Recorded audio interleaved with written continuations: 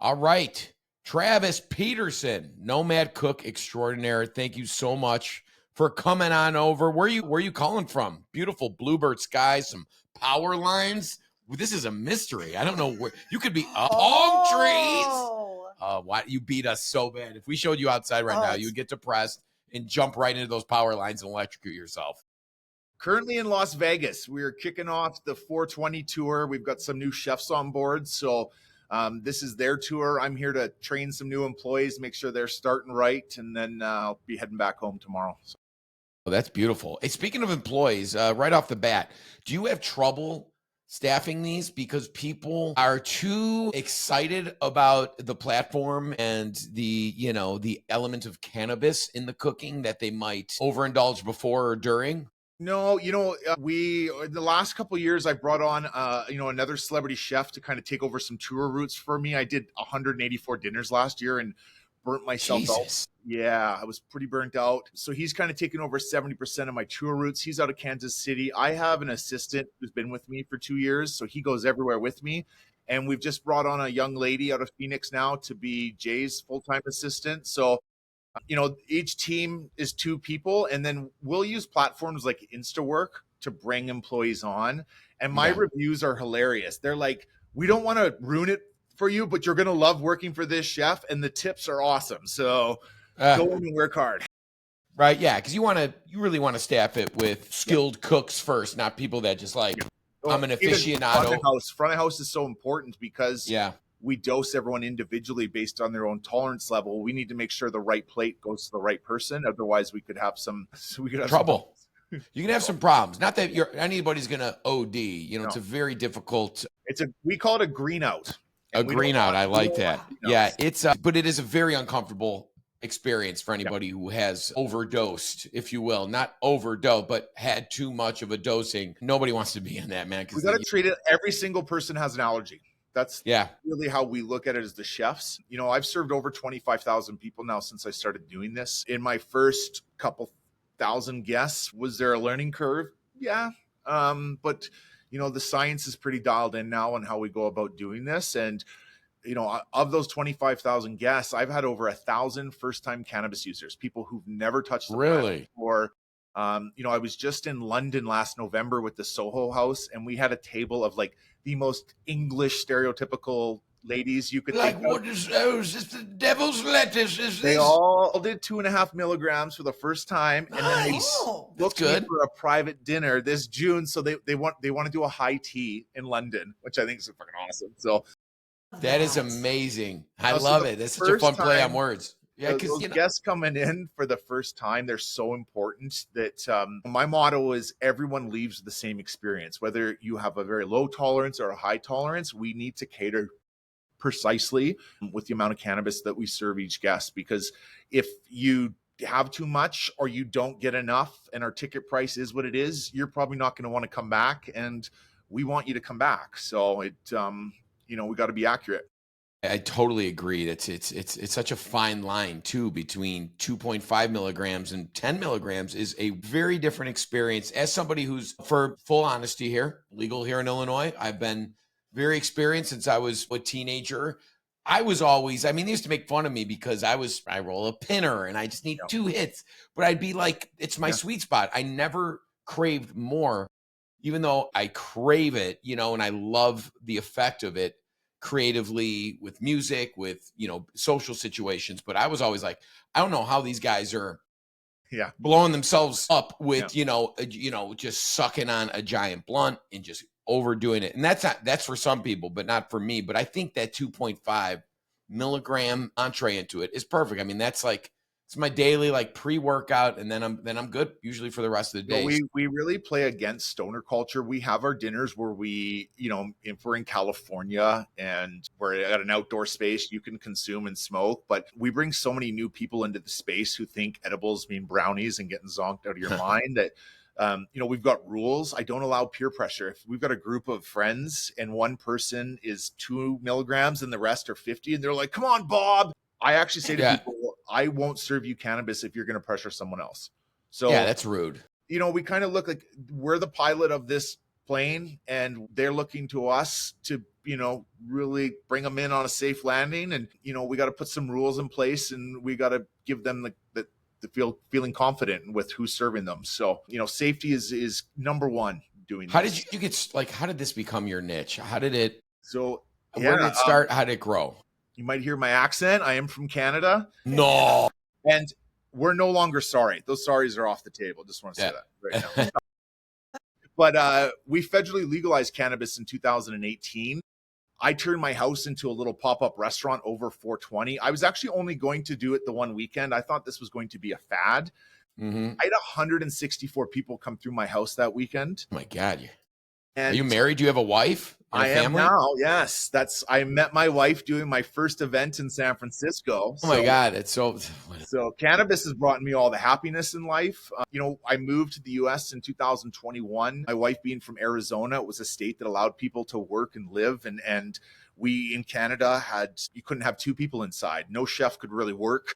Mm-hmm. So that's what brought me down south. I was a little nervous having to kind of start over again in a new country, but we're in 82 cities, 30 states now with our tours. And it's with our relationship with the Soho House, I've got to expand over into Europe. So I say I'm so glad I never gave up on cannabis, because there were some times in life I thought, hey, I should probably stop smoking so much to figure out what I should do with my life. And I just had to put it in my food. That's it. Now, why not, like, okay, obviously Emily's loved your dinner. She's been to 3 of them. The reason you're here, obviously, her and Michael Savage are very into what you do in your creativity and craftsmanship.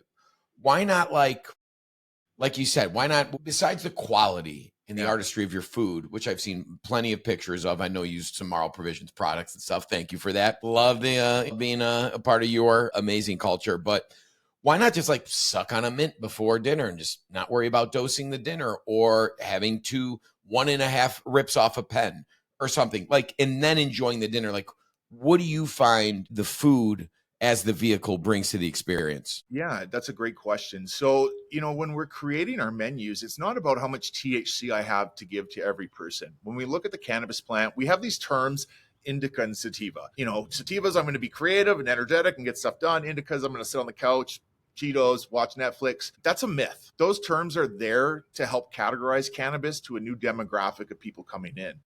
Where we're getting these actually feelings and therapeutic effects from are the terpenes. Mm-hmm. So terpenes are not just the flavor and aroma of cannabis, but they're responsible for these effects. And the compounds are identically found in plants, fruits, and herbs. So that's why we get those familiar citrus, gassy, berry aromas. When a terpene is combined with a cannabinoid like THC or CBD, we get something called an entourage effect. And that's what makes us energetic, gives us the munchies, or makes us tired. So when I'm creating my menus, typically I'll be working with 2 different strains. I first want to look at what are the terpene profiles in these strains and how can I pair them with the ingredients in my menu. If you're getting a 20 milligram dose over 4 courses, it's not going to be 5, 5, 5, 5. Mm-hmm. I'm going to create this little bit of a wave. So you're going to feel it a little bit, and then you kind of come down a little bit, and then you feel a little bit, and then you come down, and then you go home, and then I have it really hit you. Boy. I can attest to this. Certainly can attest to this. It's a really interesting experience just to see how you feel as you eat the different dinners and the ups and the downs. I find it very enjoyable. Yeah. So it's again, we're kind of taking them on this ride. And what sold me on doing this more than that one weekend is we always have strangers come in. You got 12 different people from different cultures, ages, backs, like just completely different. They sit at a table. And there have been times when I'm like, okay, to our team, we need to engage this table because they have nothing in common. They don't need us. There's something beautiful with this plant that really brings people together, opens up conversation. And time again, I see people trading phone numbers. In Chicago, we had a group on our very first dinner none of them knew each other, but they've come back to every dinner as a group together. They started a little Facebook foodie group. And they all come in and eat these dinners together. So there's something really beautiful with the experience. We don't serve alcohol at these events. Most people coming in, it's their first time doing something like this. So I always say, like, hey, I like to have a glass of wine and smoke a joint every now and then, but just come in and give this a try and see how you feel tomorrow, and you can kind of go from there. Yeah, maybe this is what the world needs, is less alcohol and more of this. I mean, we find this is obviously a giant trend in the States and beyond. You know, kids are drinking less, you know, adults are drinking less. I was at a Meshuggah and Cannibal Corpse show last night at the Aragon Ballroom. I don't know if you were there, but I was there. But they had like 3 bars that was just all, you know, mocktails and spirit-free offerings, which never saw it. You know, At a show. I mean, that seems like unless it's like in a canister that you could throw at the band and full of booze, like it doesn't belong at a show like that, but just shows how it trends. And it's so good, you know, just I like to think of it in moderation, right? As long as you're not blown out on the couch eating and not a productive member of society. Rarely if has cannabis ever like broken up families or got you in, you know, I'm sure, again, everything, doing too much of anything will, you know, throw your life off course, but it's not, you know, it's a plant that makes you happy at the end of the day. Those 25,000 people that have come through, I've never once had anyone be rude, aggressive, not pay a bill. They're the most beautiful groups. We did a pop-up in an apple cidery one time in the Okanagan in Canada. And apple cidery, is that like that's a real word? Are you making that up? That might be made up. Is that fifth milligram kicking in? Apple cidery. Dumbass. So, feet. You know, we had our pop-up long table in between the rows of the orchards and that. And beautiful. They were a little skeptical coming in first. Question, Jeff, sorry, really, I don't want to interrupt you. It's an apple orchard. You're sitting down eating with a lot of bees. Tell me, be honest. There are a lot of bees there, weren't there? No. Okay, good. I don't like bees. Just being honest. Oh, wow. Then if you're a little high and then the bees are coming at you, could be a little tense. That's why we avoid the honey farms. We do the apple cideries. Apple cideries. All right. But, you know, the cider owners, they had said afterwards, like, we love the cannabis crowd. Like, you guys were chill, cool. The night was over. The one thing about cannabis people too, they don't linger. When the dinner's over, everyone gets up and goes. They've got somewhere to be. Whereas if you're having a drink, you sit around for a while. You know, we got to turn the lights up to be like, time to go. So we don't get that with the cannabis crowd. They're thinking, do we hit 7-Eleven on the way home or do we Uber Eats the 7-Eleven? Right, because you want to go home and like probably if it's done correctly, you probably sleep like a baby. Opposed to drinking a bottle and a half of wine and having a prefix tasting menu, which with pours and everything, which I love. I mean, to me, it's my favorite way to spend time and money is go to a beautiful restaurant and drink wine and eat. But like, I'll be up at 3 a.m. no matter what, because I'm trying to process all this. Yeah, no, absolutely. It's a similar experience, but it's also different in its own right. And, you know, I've had the time of my life. You know, when I started Nomad Cook in Canada, I just wanted to get to Montreal and Toronto. I lived in Vancouver.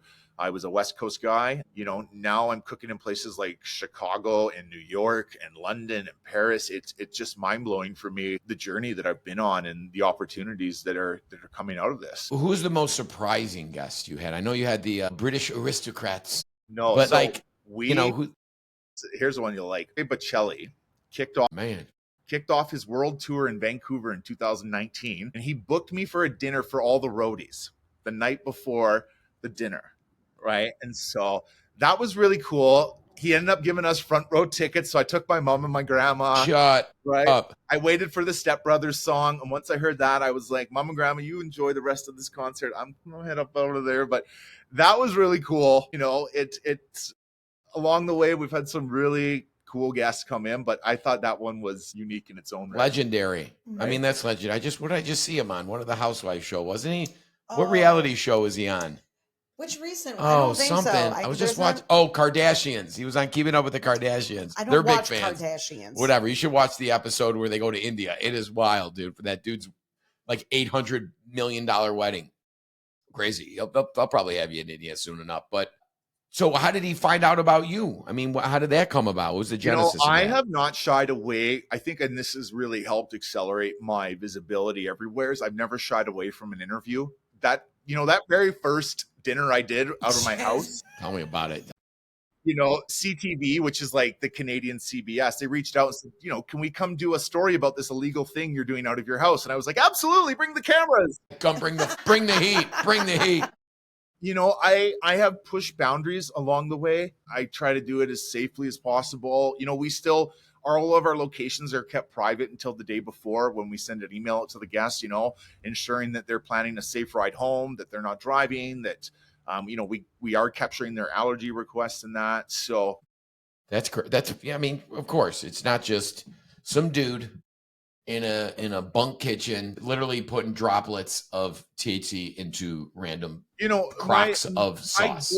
My goal here is to open the door for the next generation of chefs so they can do this in a restaurant, right? I have far exceeded anything I set out to do goal wise. Right now, it's just all creme. I am just loving every moment of this. I now have young chefs that are coming into the kitchen to learn how to work. And with our new partnership with the American Culinary Federation to get that sort of stamp of approval from culinary body, like we have all the support in the cannabis industry, but getting the support from the culinary industry is what's really accelerating this moving forward. So that's where I'm set now is how can we teach other chefs to do this safely? And how long before we can see this in a restaurant where you can go in and order some mac and cheese a la carte? Can I get 10 milligrams in it? Boom. So how are you actually doing the dosing? Is it like a fat-based dose, or is it oil-based, or a tincture? When we look at extractions, there's two different types. You have isolates and full spectrum. Isolates are when you isolate THC or CBD by itself. Normally you find it in a little tincture bottle. That's how I started. That's a great way to start. The problem with isolates is anyone with a low tolerance, that can really bring on anxiety and paranoia because it's pure THC. So full spectrum extractions are when you're working with all parts of the plant, not just THC and CBD, but the other cannabinoids, CBG, CBN, CBC, and then the terpenes. So if I have a 4-course menu, every course will have one infused component, and then we'll make that component 4 times. So I have a Big Mac egg roll that we do. And I make infused Big Mac sauce. I'll make that 4 times, once with no cannabis, once with a low, a medium, and a high. I got to do that for every single course. So I use 3 times the amount of cannabis as the next chef. And I have a lot left over at the end of the night, which why I get those awesome reviews from InstaWork, because we can't take that cannabis to the next state. So I have to pass. Who would like to take this Big Mac sauce home?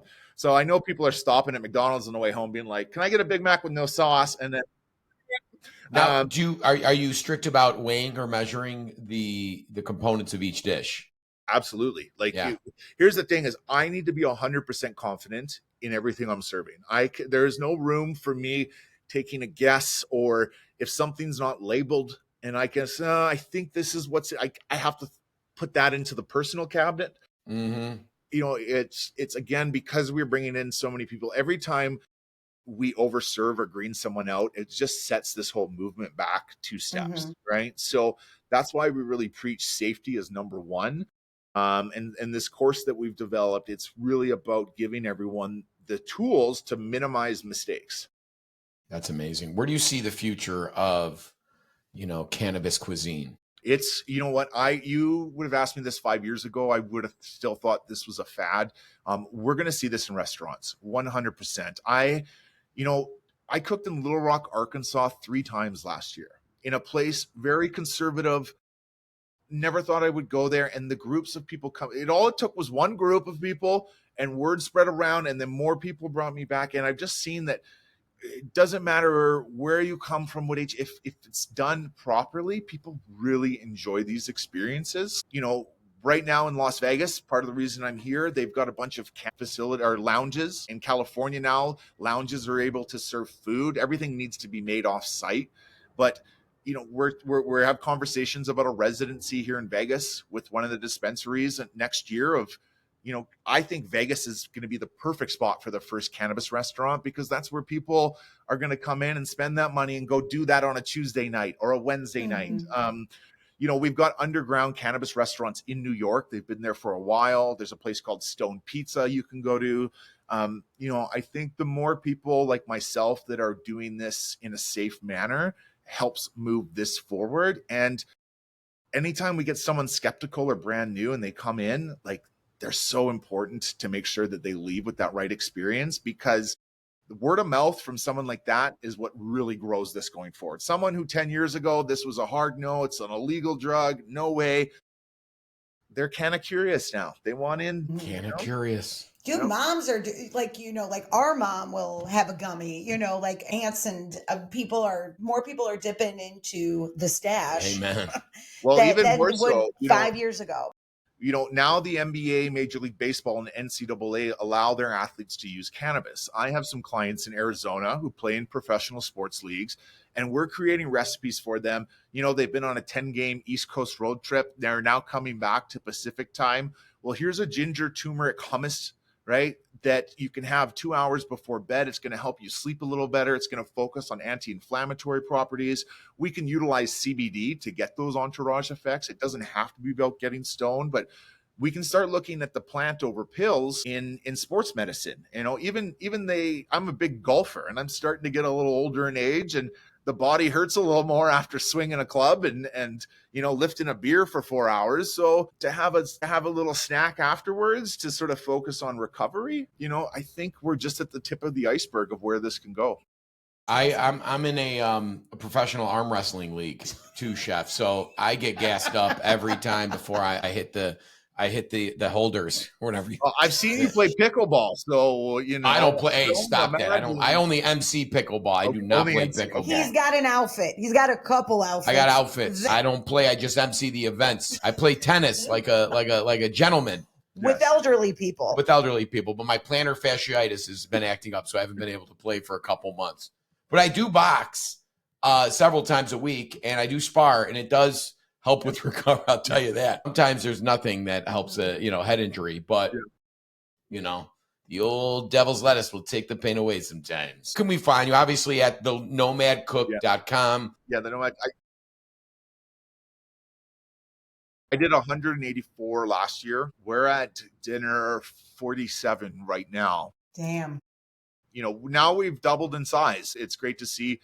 I brought on Chef Jayon Smith. He was on Hell's Kitchen. He's out of Kansas City. He has a handful of Kansas City Chiefs that he works for during the NFL season. So he's taken over my tour routes because I developed an online course to train chefs and home cooks how to cook with cannabis properly.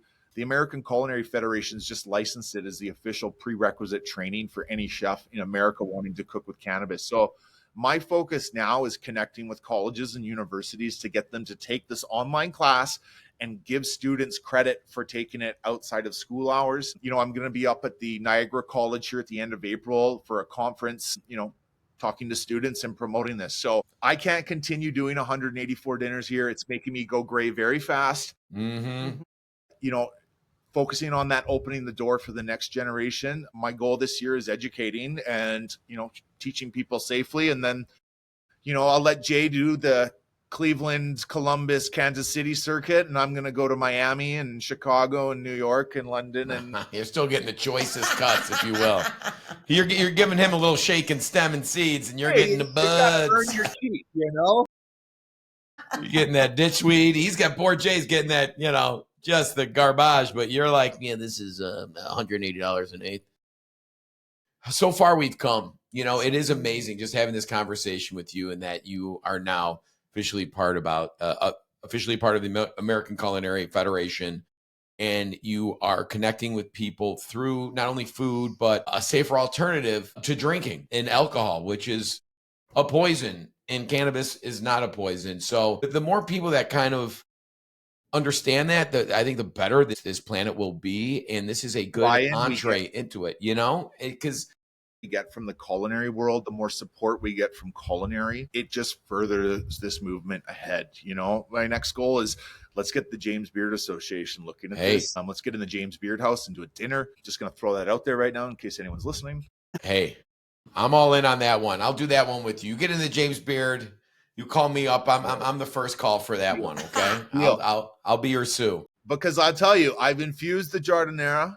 Mm-hmm. I'm working, so we can infuse salts, sugars, and spices. And I've really been working on your guys' chip dust. Okay.